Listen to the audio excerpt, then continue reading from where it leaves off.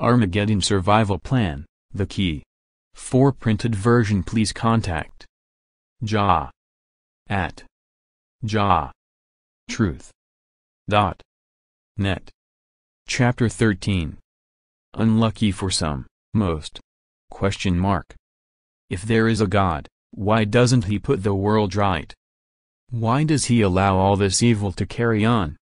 A short answer, and the reasons for this, have already been given to you, in Chapter 2, which is, that, everyone has to be allowed to exercise their free will. The longer explanation is, that, God created the beautiful Garden of Eden, and told you to do as he advised you to do. You have made the world the way it is now, by ignoring God, and listening to Satan, and God has always told you, each and every one of you, that you were doing wrong, using his good voice, inside your head. You have made the world into a mess, and you must put it right again, before the last day, to show God that you are sorry. Why are you all so lazy, except when it comes to earning money? Why don't you get off your fat backsides, and do something, instead of sitting and moaning, expecting God or someone else to do it for you?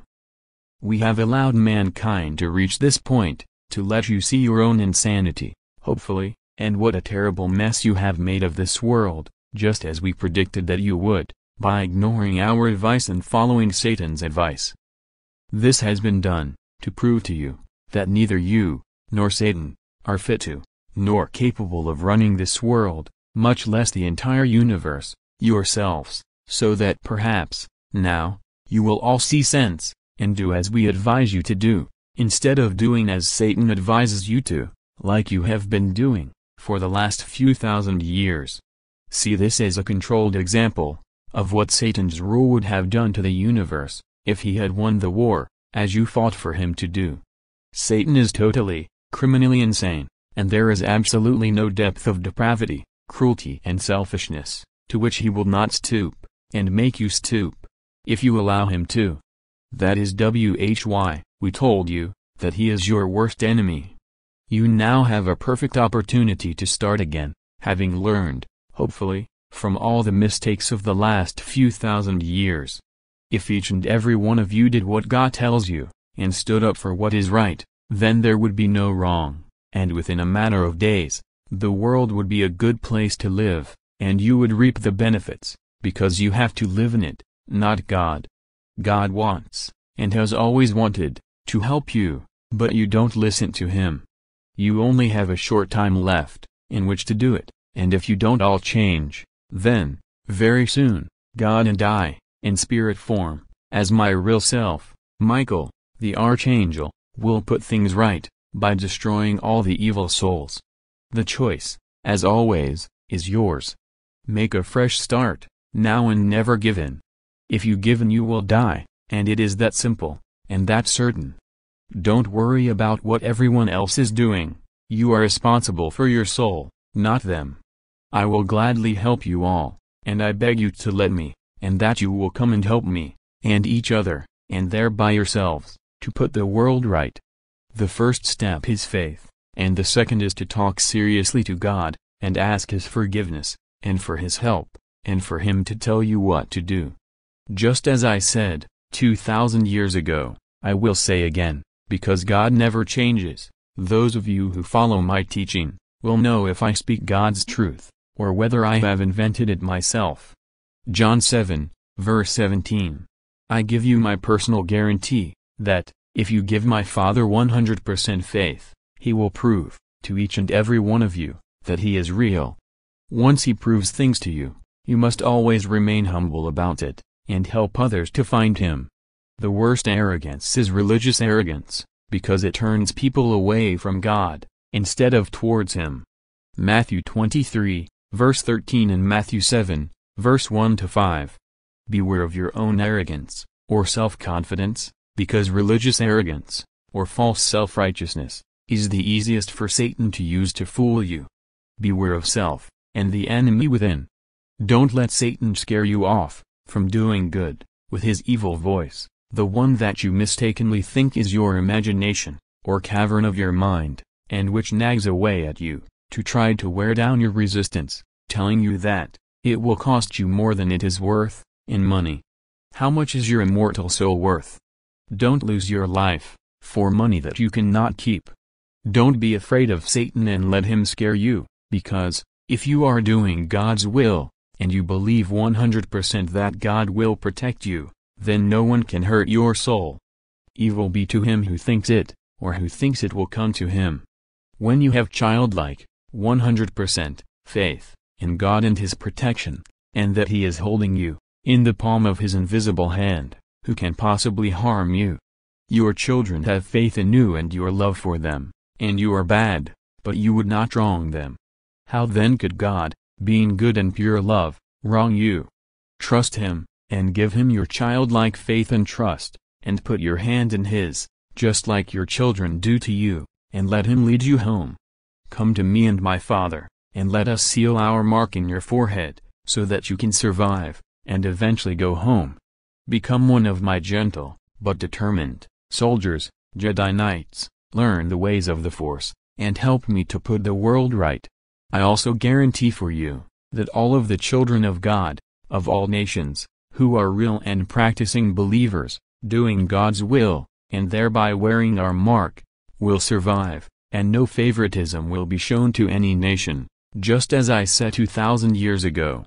Luke 13, verse 29 and Revelation 5, verse 9, and as Mohammed repeated 1,400 years ago, Surah 2, verse 62 and Surah 5, verse 69.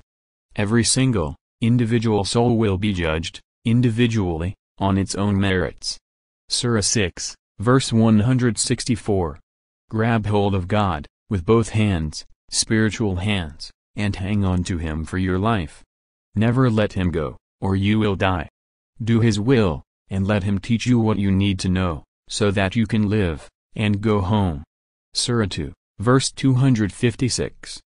Once you start to do God's will, Satan will use everyone that he can, to attack you, and try to pull you back into his control. The easiest people, for Satan to use, are the ones closest to you, and particularly women, because women are easier for him to manipulate and use. 1 Timothy 2, verse 14.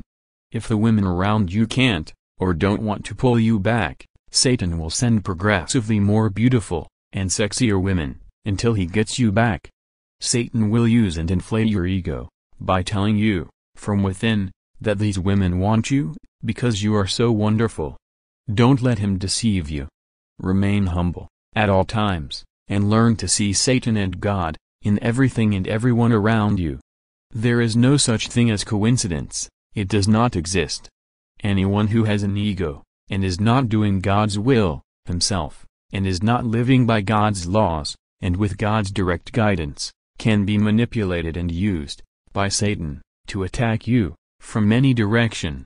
Satan's voice, inside your head, will then try to scare you, and try to convince you, that you are so outnumbered, that you cannot possibly win. God will allow him to say these things to you, to test your faith. If you hold on to your faith, and ask for God's help, and control your human emotions, you will always win. The entire world cannot stand against you, when you are doing God's will for you, wearing his armor and using the Force. Satan's realm is fear, and, when he tries to frighten you, that is when you really need your faith in God. If you keep your faith, in the face of all evil, tribulation and tests, you will find out that God will protect you, and defend you, and that Satan's threats are all bluffs. This protection, from evil, should encourage you to be ever more faithful to God, and his guidance. Don't chicken out, wear the whole armor of God. Ephesians 6, verse 11 to 19, and call Satan's bluff, and he will fall back into the shadows. He hates the light and the truth, and he is afraid to come out into the light. Shine the light of God's truth on him, and he will run. Use the light, saber, to cut through Satan's lies and deceit, to find even more of God's truth, and defeat Satan, slay the dragon. Look for the truth and live in the light, because only the truth can set you free. When you find all of the truth, you will find your immortality. King Arthur penned dragon's knights, pen, to fasten up and restrain, dragon, Satan, went in search of the Holy Grail, which was not a physical object. When Jesus said, "Can you drink from the cup that I drink from?" he was not referring to his chalice or cup, but to what you have to do and be like, to go home.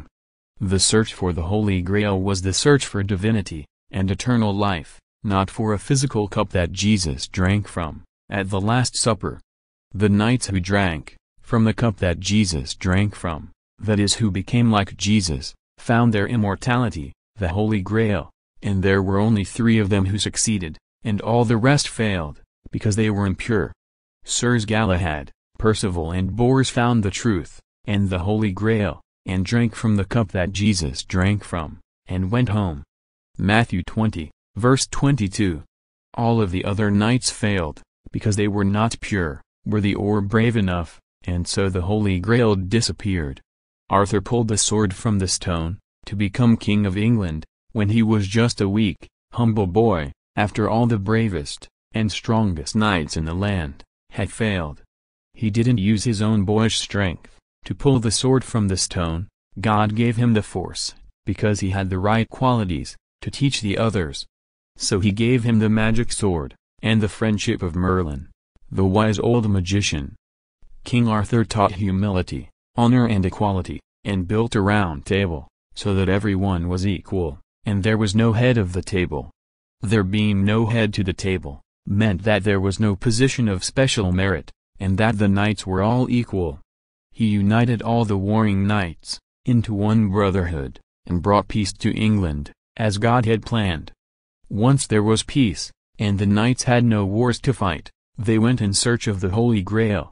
Satan could not possibly allow them to find their divinity, and go home, so he had to find a way to cause trouble, and get them warring, and killing each other again, so that they would not find the Holy Grail. Satan, therefore, used Arthur's wife, Queen Guinevere, to cause the trouble.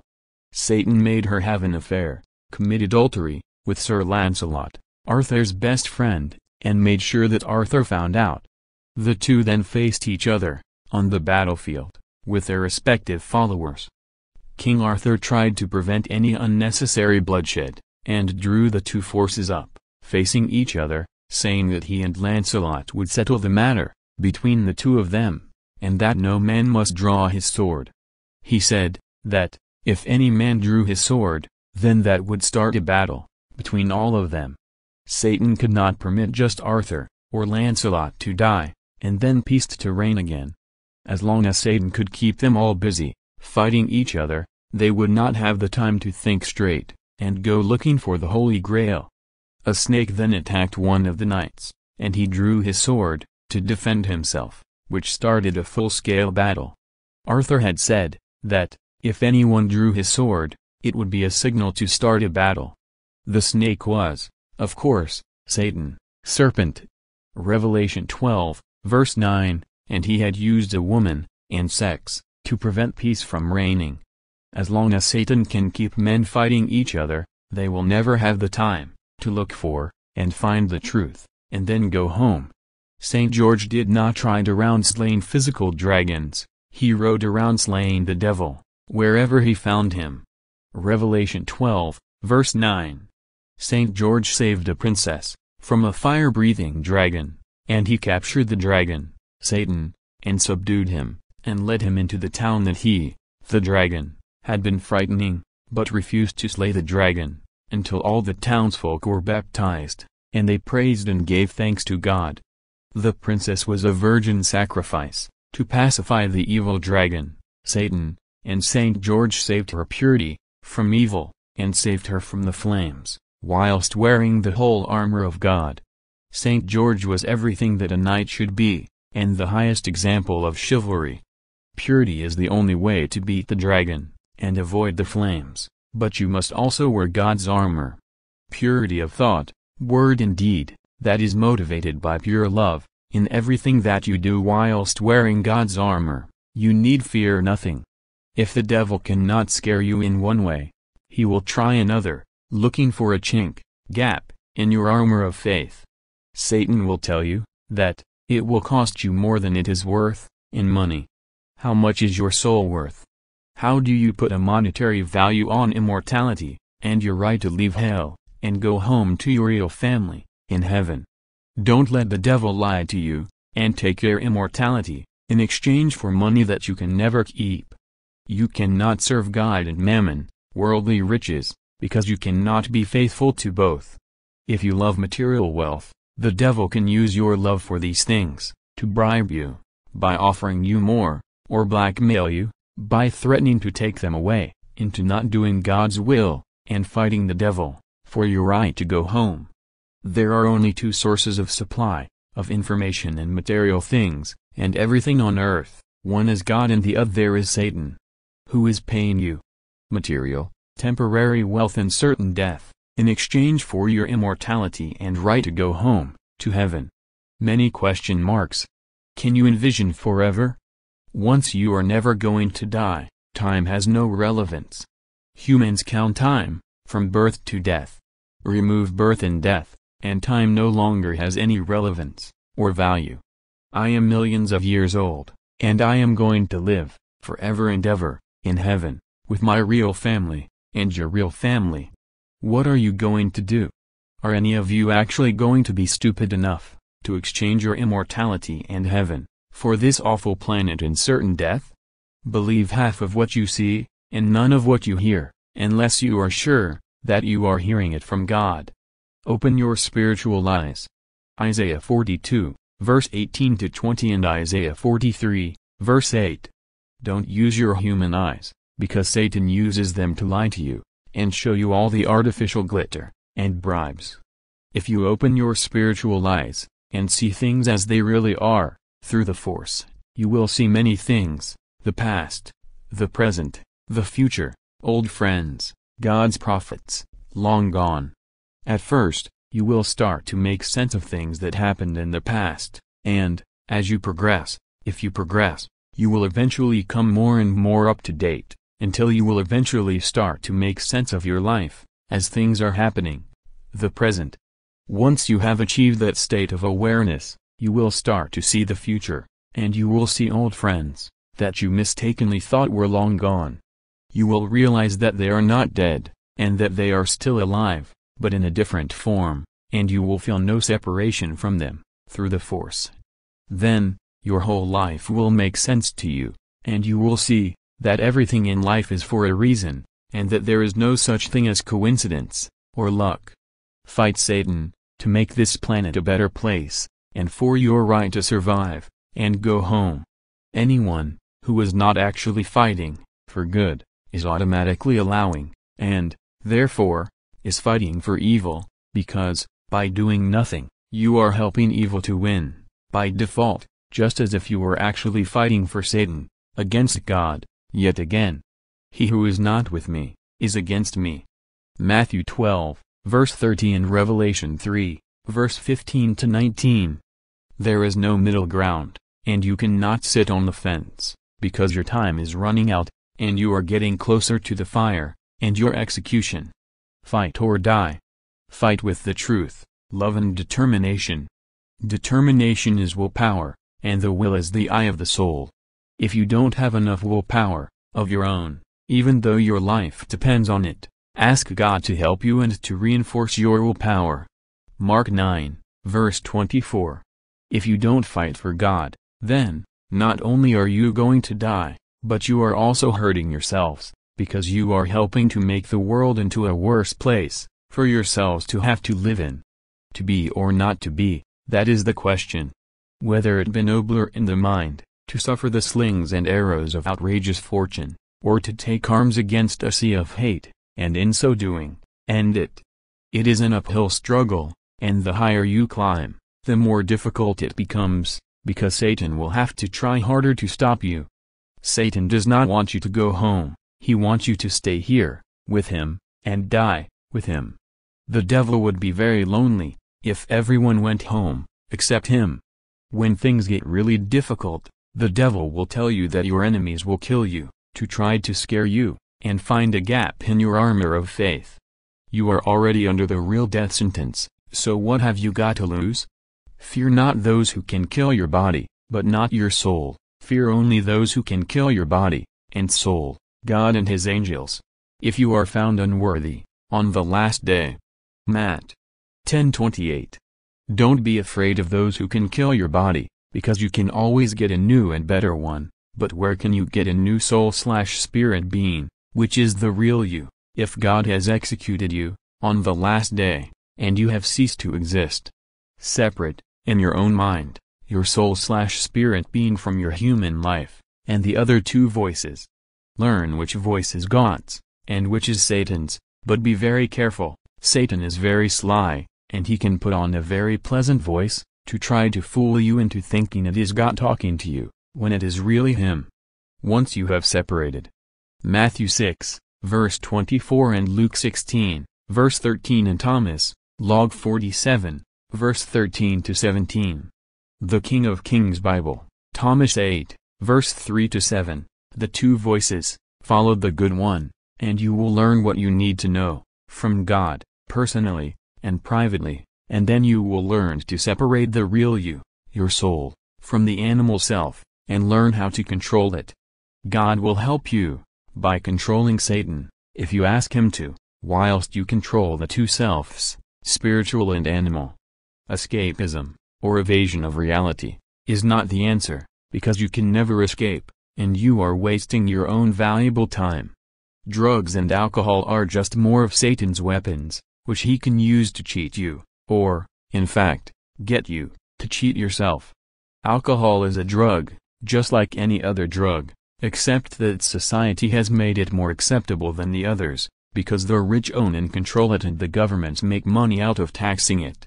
The Muslims call alcohol Satan's urine and do not drink it. Sex can be a very strong drug too, if not controlled. Temporary escape, from reality, using drugs to take you into another little world, separate from the real world, where pain is not so sharp, is a fool's paradise.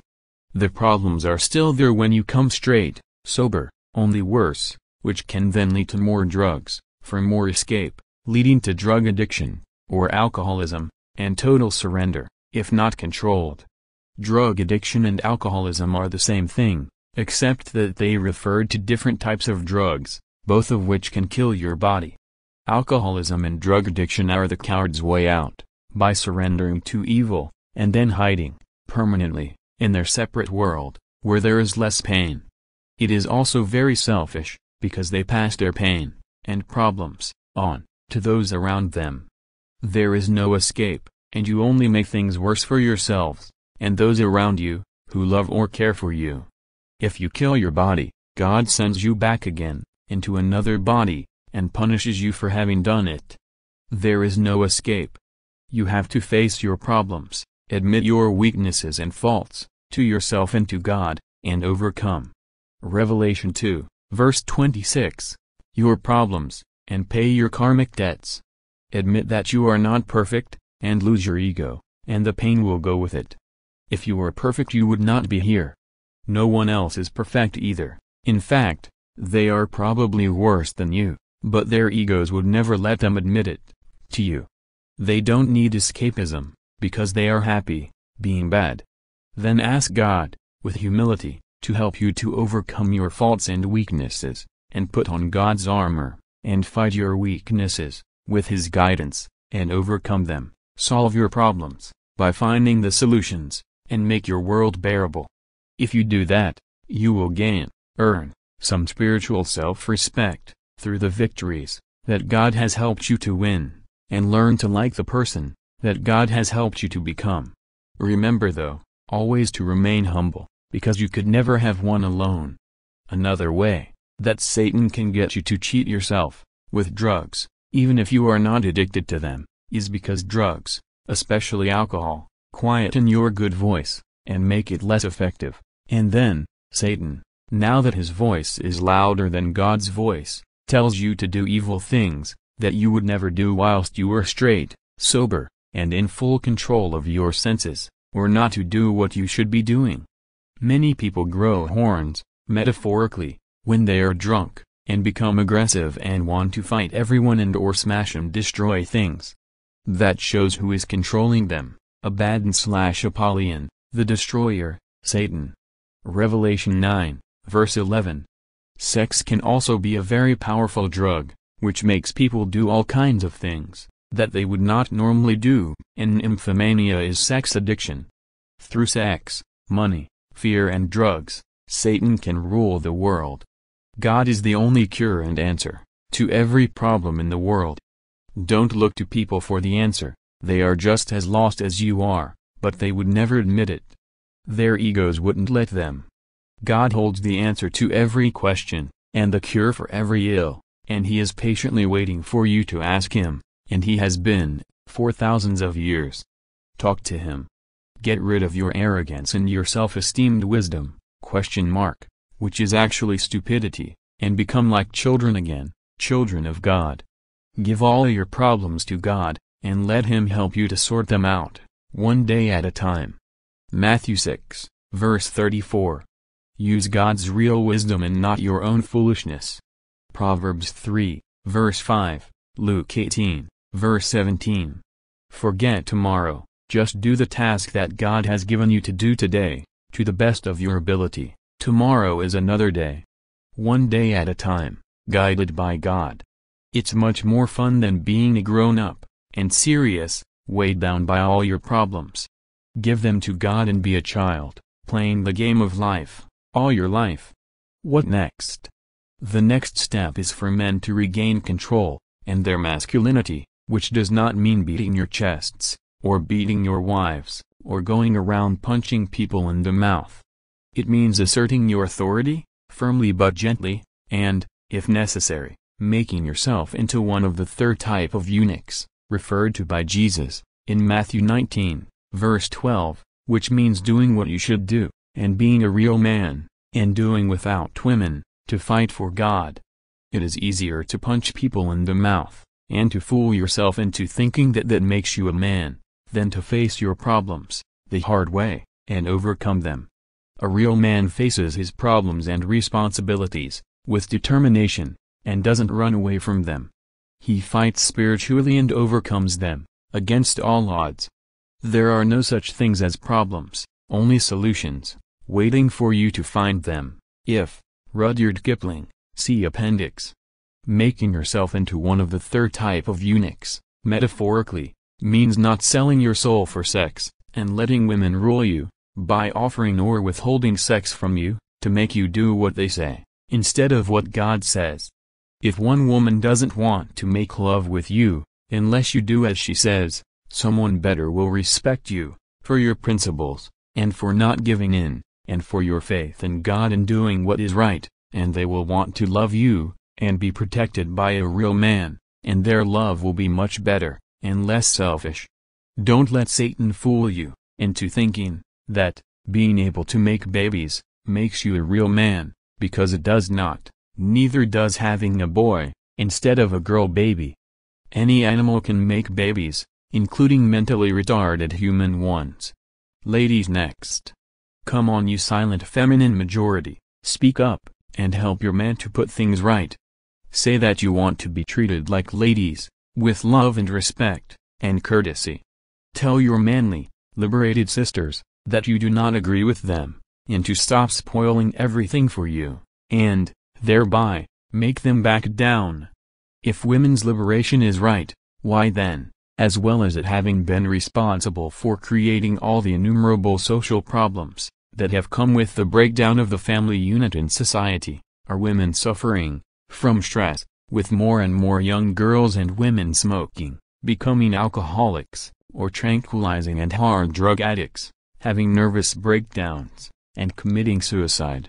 It is happening because these women have been put into a position where they are trying to do, and be, something that they were not intended to do, and are not ready for, or equipped to cope with. Today everything is sex. Whatever happened to love, and tender loving care? You can keep sex. I will choose tender loving care, every time. Any man, who has allowed women to brainwash him, into thinking that women are his equal, is not much of a man, in real terms, even if he is an expert at punching people in the mouth, and fooling himself, into believing that that makes him a man, when he lets women walk all over him, and order him about.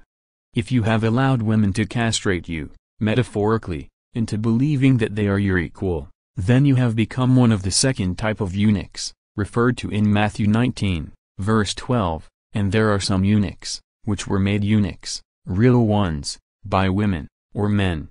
In Deuteronomy 23, verse 1, God says that, he who is wounded in the stones, testicles, that is castrated, metaphorically, or has his male organ cut off, metaphorically, cannot enter into the congregation of the Lord, heaven. This applies literally, as well as metaphorically. I suggest, for your own good, that you look for, and find, your masculinity, immediately, if not sooner. Men should also be given custody of their children, in the case of a divorce, unless they are the guilty party, and men should not have to pay their ex-wives maintenance, but, instead, use the money to pay a nanny, or housekeeper, to take care of their children and their ex-wives' duties, until they can find another mother for the children. No single woman, or divorcee, can bring up a son, because they either grow up to be homosexuals, or completely uncontrollable. 2 Esdras 5, verse 8, and women should not be permitted to do so.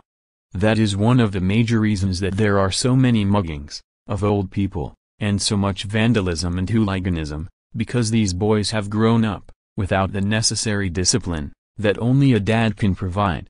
2 Esdras 5, verse 8. Another very important reason, that the man should have custody of the children, is because he is better equipped, to teach them the spiritual qualities, that they need to learn, than the woman is, because he is on a higher spiritual level than her. Many divorced or separated women today, teach their daughters, little by little, as they are growing up, brainwashing, to hate their dads, and consequently all men, in their subconscious, if not their conscious minds. These girls grow up maladjusted, and then, unfortunately, they pass on the damage to their children. Numbers 14, verse 18, so none of them have a chance of forming a happy, lasting, stable marriage. A man would not teach his children to hate their mother, and cause them to grow up maladjusted. He may show them their mother's faults, but he would not teach them to hate her. Unfortunately, as a result of the present day's unlawful human laws/legislation, which wrongfully give custody of the children to women, the world is now full of maladjusted people, because their parents, or parent, taught them the wrong values. Numbers 14, verse 18. Under human law, legislation, there's no incentive, for a woman to make a marriage work, because, with her more materialistic mentality, knowing that, if it doesn't work out, she will keep the house, furnishings and the children, and that her husband will have to move out, of his home, and pay her maintenance, both for herself and the children, in her own mind, she will be better off. So why should she try to make the marriage work? Some women even get married, just so that they can later get divorced, and be better off materially, and they actually plan the whole thing in advance. Human, unlawful laws/legislation, therefore, naturally encourage divorce, whereas, under God's laws, the incentive is to learn humility, tolerance and to make the marriage work, which is beneficial, not only to themselves and their children, but also to society in general, the greater good. It would be a very evil woman, that would leave her children and her home, and, if she did, the children would be much better off, without that kind of a mother.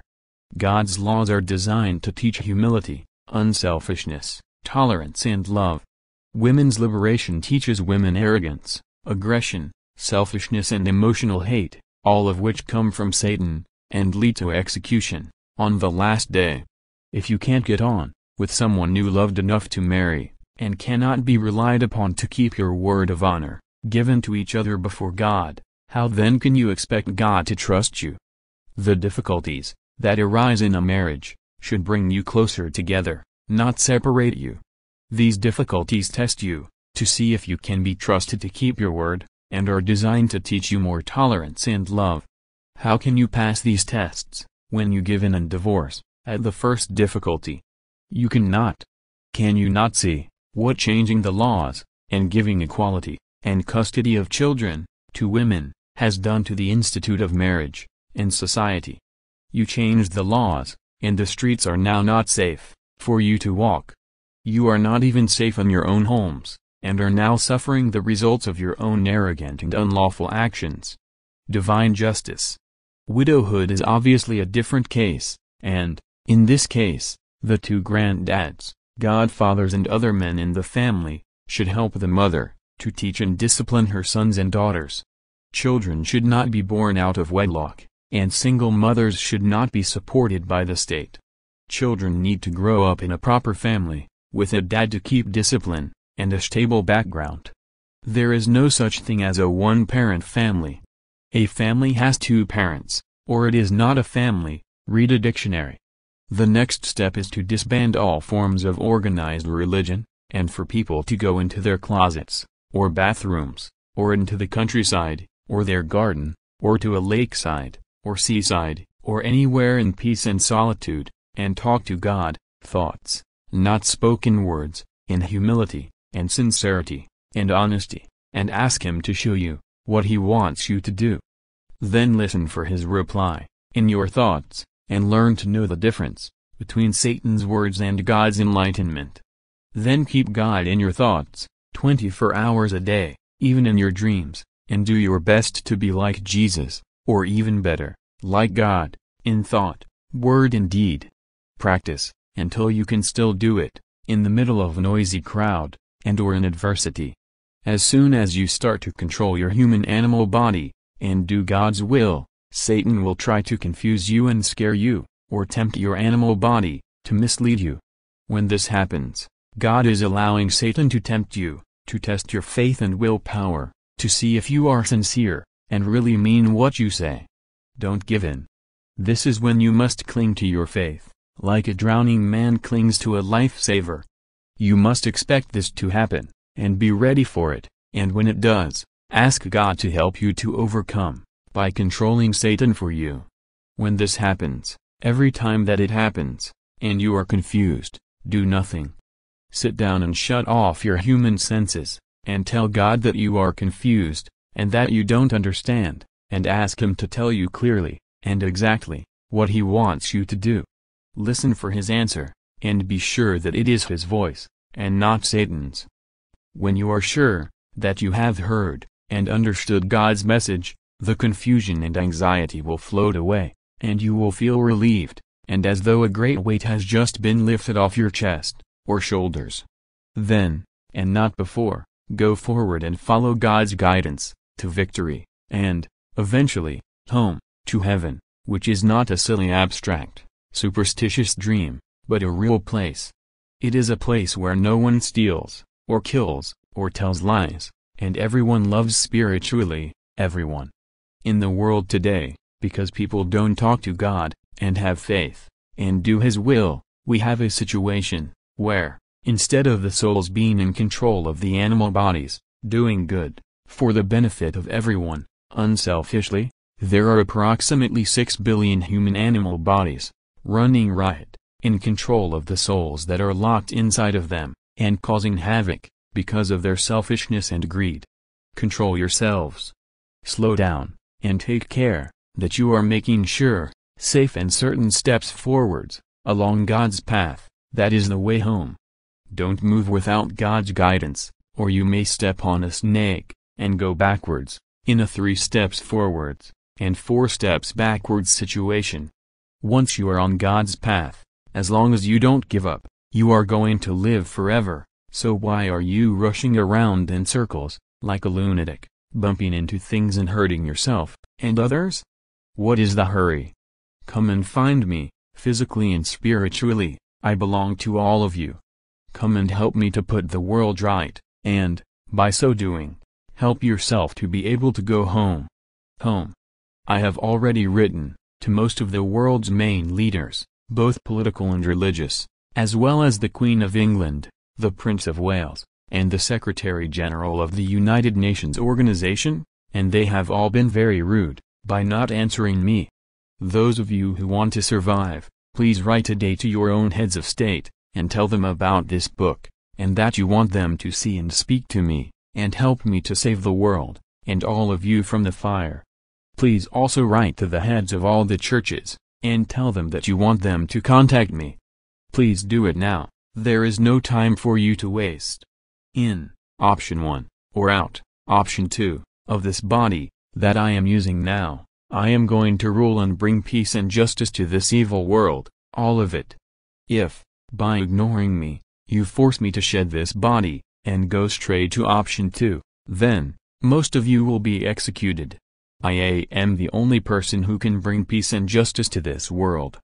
You have had thousands of years to do it, and you are as far away now as ever, if not actually further. The Jews are waiting for my first coming, and the Christians and Muslims are both awaiting my second, and I am the only person who can unite all three. We can do this the easy way, or the hard way, the choice is yours. We can do it the easy way for you, whilst I am in human form, or the hard way for you, and the easy way for me, when I shed this crude, human animal body, that I am using. I want to save each and every one of you, but the choice, as always, is yours. Come and learn to be good, and let me show you the way home. The end? Many question marks. A friendly word of caution. If anyone is stupid enough to kill this human animal body that I am using, they will free my spirit, and make me more powerful than they, or you, can possibly imagine. Wherever this body falls, my soldiers will be gathered, and the reaping will start. Matthew 24, verse 28 and Luke 17, verse 37, and I shall avenge all those who were slain because of their love for my Father, and me. Revelation 6, verse 9-11, Malachi 4, verse 6.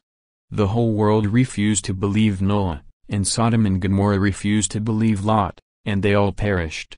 I advise you to believe me implicitly, or you will all perish too. Update December 1988. This year, 1988, I have already challenged the British Parliament to recognize my sovereignty, and they have refused, whereupon I went on hunger strike, and completed 65 days, before suspending, not canceling, it. I was still walking around by the 60th day, and they still don't believe me.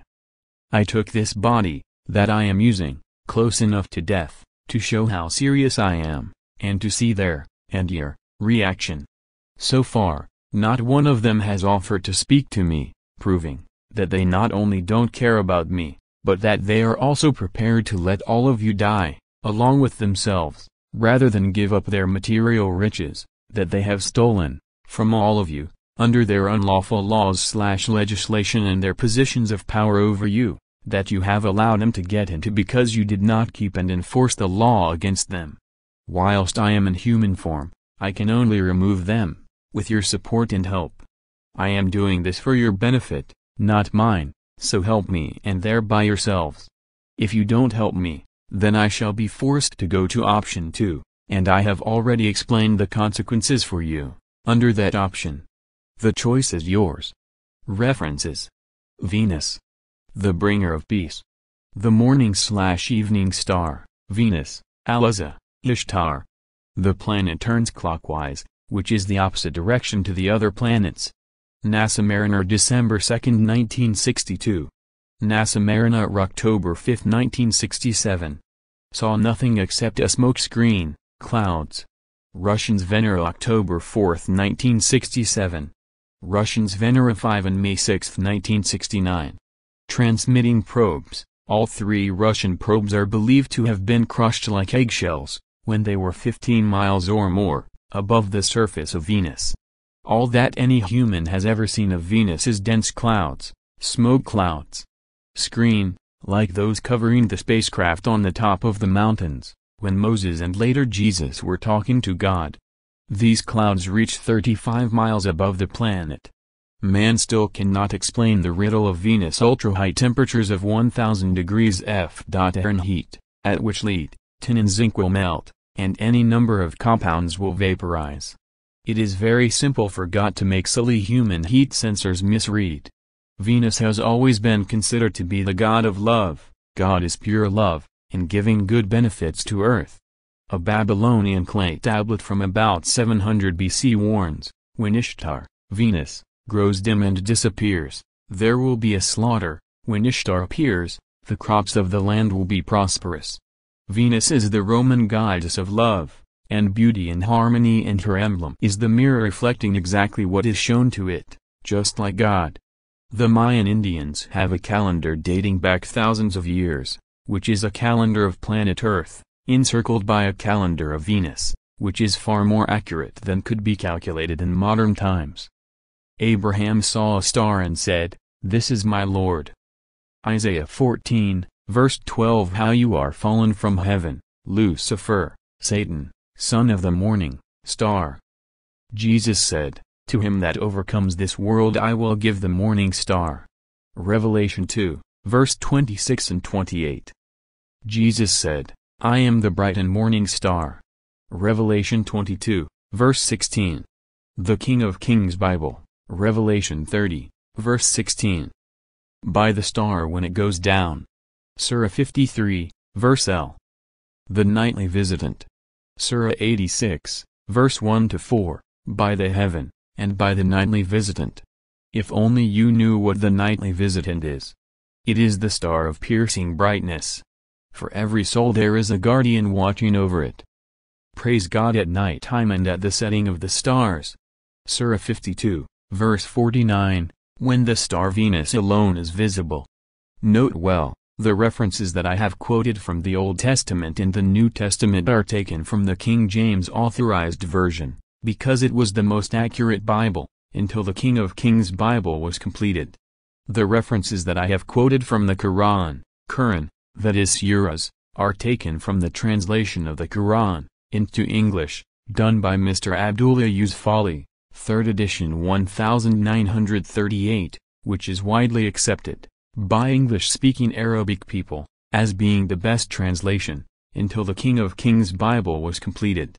The references that I have quoted are just a few, out of the thousands that there are, in these and the other books of God, which will prove to you that what I say is God's truth. If you need any more references and convincing, please search the books and find them for yourselves. Appendix. Words of Wisdom 1. God, please grant me the serenity to accept the things that I cannot change, the courage to change the things that I can change, and the wisdom to always know the difference between the two. Words of Wisdom 2. Serenity is not freedom from the storm, but peace, brought about by total faith in God and His protection, amidst the storms of nature and of life.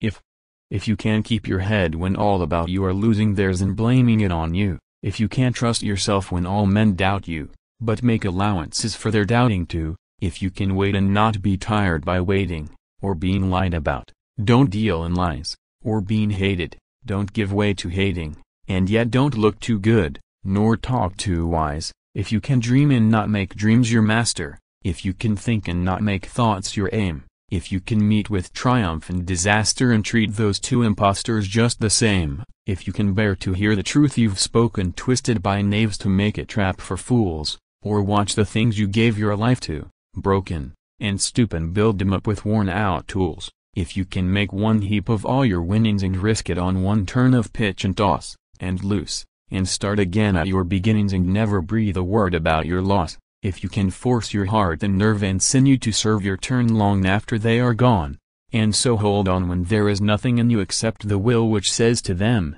hold on.